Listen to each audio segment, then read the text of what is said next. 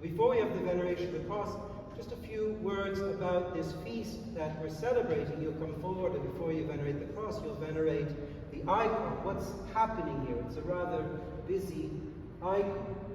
Of course, this celebrates an event that took place in the 10th century.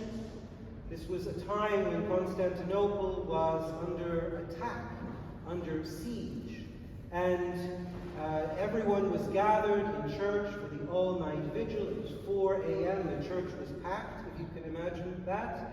And there was a vision granted to Andrew, the fool for Christ. He's down here in the lower right-hand corner. And that vision was that he saw above or in the church the Holy Virgin, the Mother of God, and who took her veil and she raised it above the church in a sign of protection.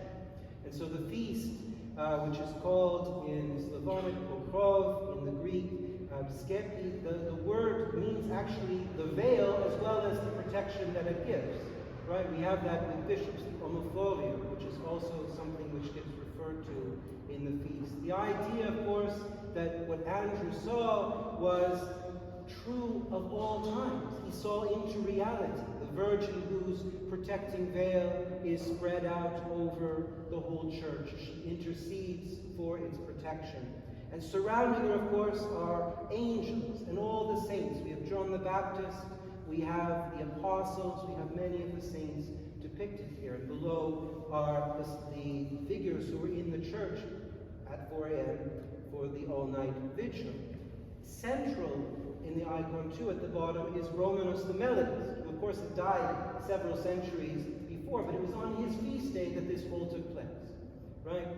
And he, too, during his earthly life, had a vision of the Virgin Mary, and it's that moment where he became a hymnographer, and he's holding the Kontakion of Christmas, which, of course, was the thing that had been revealed to him in that vision. Beside Andrew is his companion, who also saw the vision. I don't need to tell you his name was Epiphanios, because of course this is an epiphany. It just makes itself up as it goes along, I'm sure. One of the interesting things about this feast, however, is the people who were attacking Constantinople were Slavs. This was before the conversion of the vast majority of the Slavic tribes to Orthodox. To this day, the people who celebrate this feast are the Slavs. The Greeks have kind of postponed it to later in October to commemorate the no to the Nazis, which is not a bad thing. But today, interestingly, it is Slavs who celebrate this, even though in this icon, where they are is outside the church attacking, right? All that to say, I think it's really interesting that October 1st is the feast of the protection of the Theotokos, which, of course, is emblematic of the way the church is meant to be a safe place. It's meant to be a place of protection, a place of healing, a place of growth and transformation, a place of human flourishing. But of course, sadly, that's not always been the history.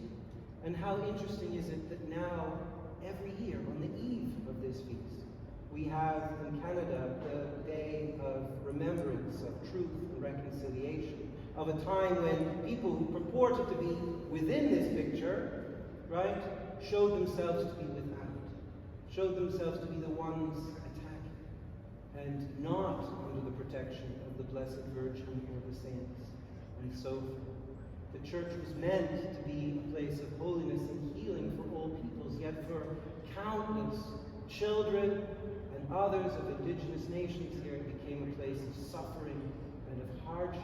And so today, in my mind anyway, those things are joined, the 30th of September and the 1st of October.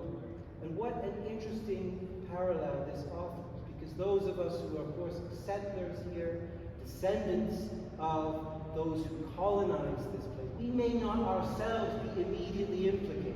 And that's always the argument. How long do we have to go on with this business? Sure, we've had truth. We've said we want to reconcile. Why do we have to wear orange shirts and do all of this other stuff? Land acknowledgements or do anything further. When will it end? Well, the Slavic answer to that is 1,000 years later, they're still celebrating this feast.